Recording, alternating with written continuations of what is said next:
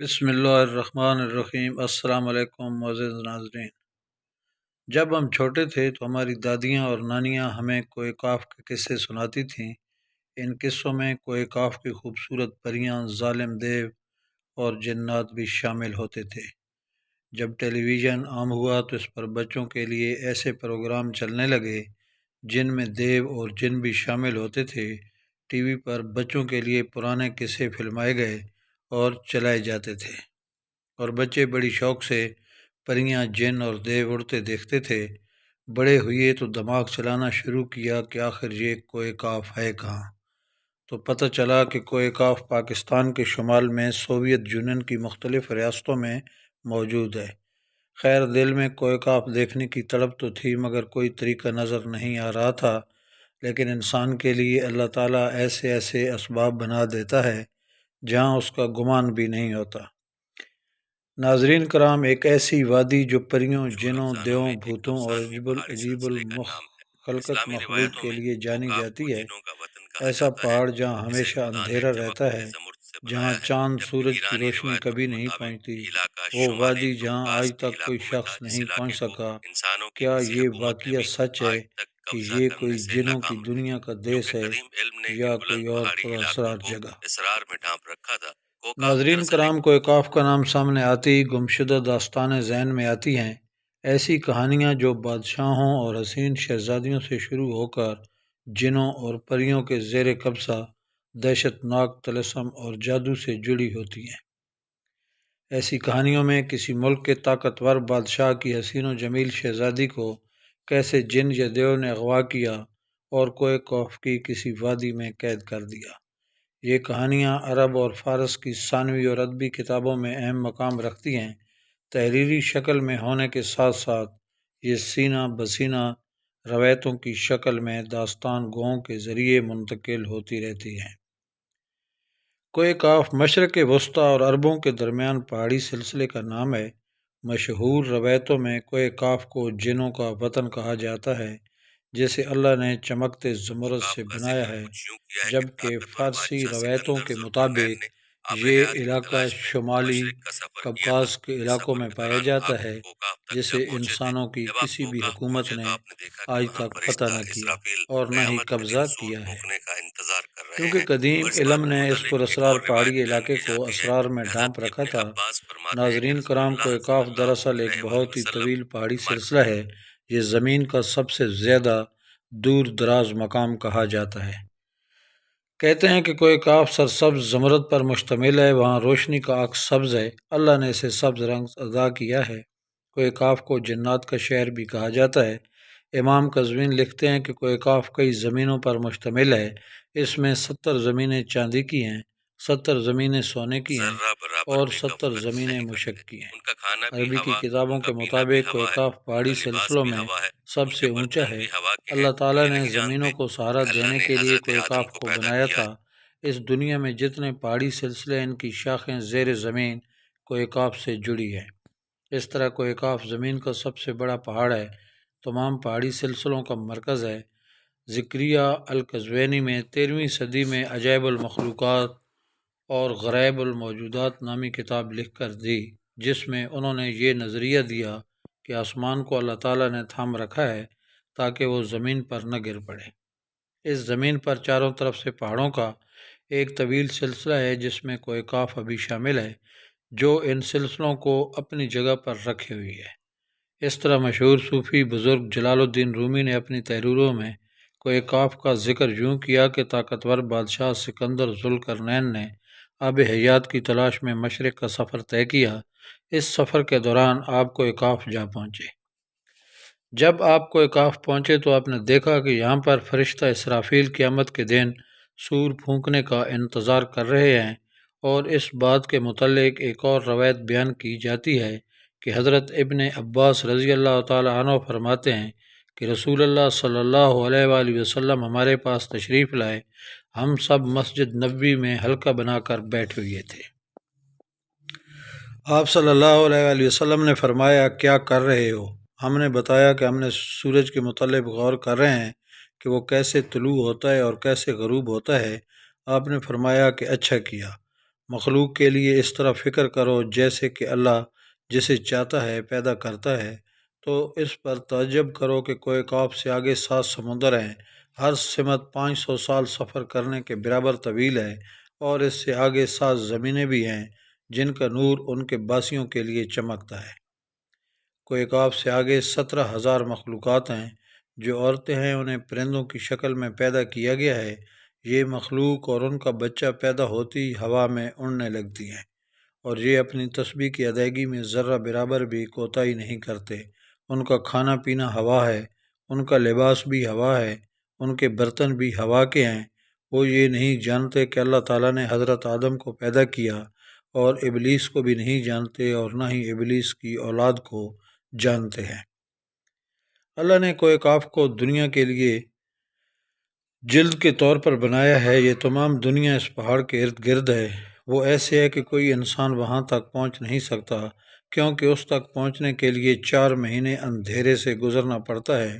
یہ وہ پہاڑ ہے جہاں کوئی سورج نہیں، جہاں کوئی چاند نہیں، یہاں تک کہ یہ لوگ چاند سورج کے بارے میں نہیں جانتے کہ اللہ تعالیٰ نے چاند اور سورج کو بھی تخلیق کیا ہے۔ جو روشنی ان تک پہنچتی ہے وہ کوہ قاف پہاڑ کی روشنی ہے، اور وہاں موجود لوگ جڑی بوٹیاں کھاتے ہیں، اور ان کے بدن پر کوئی کپڑا نہیں ہوتا۔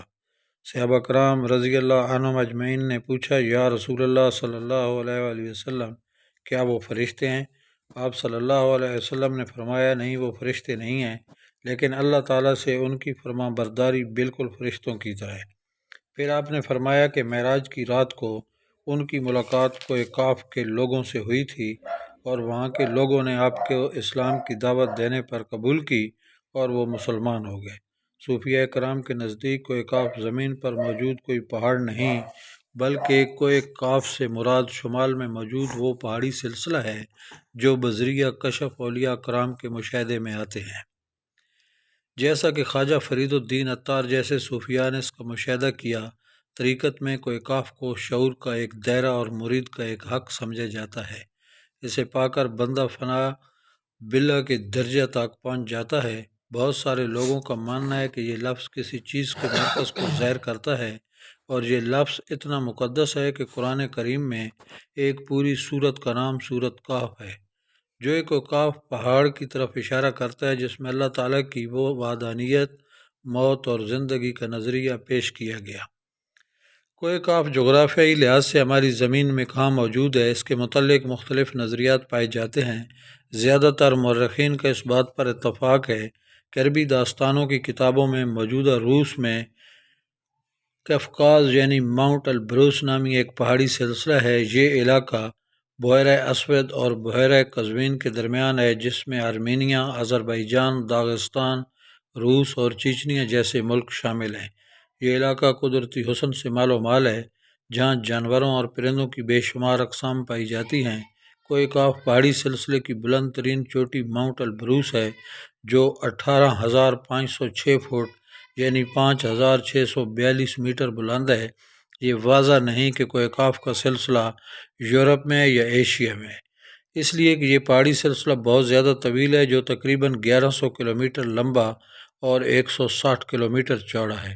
کوہ قاف کے دامن میں چیچنیا کی چھوٹی سی جمہوریہ، جس کا رقبہ 15,000 مربع کلومیٹر ہے اور آبادی 10 لاکھ سے بھی کم ہے، صدیوں سے روس سے نبرد آزما رہی ہے۔ کوہ قاف کا یہ علاقہ 16ویں صدی سے صفوی سلطنت، ایران سلطنت اور سلطنت عثمانیہ اور روس کے درمیان کشمکش میں معرکوں کا مرکز رہا ہے، لیکن چیچنیا کی عوام نے اپنی آزادی کی جنگ کا آغاز اس وقت کیا جب 18ویں صدی میں عیسائی سلطنت جارجیا نے ماسکو کے ساتھ اتحاد کیا، اور چیچنیا ایک طرف شمال میں جارجیا اور جنوب میں روس کے گھیرے میں آ گیا۔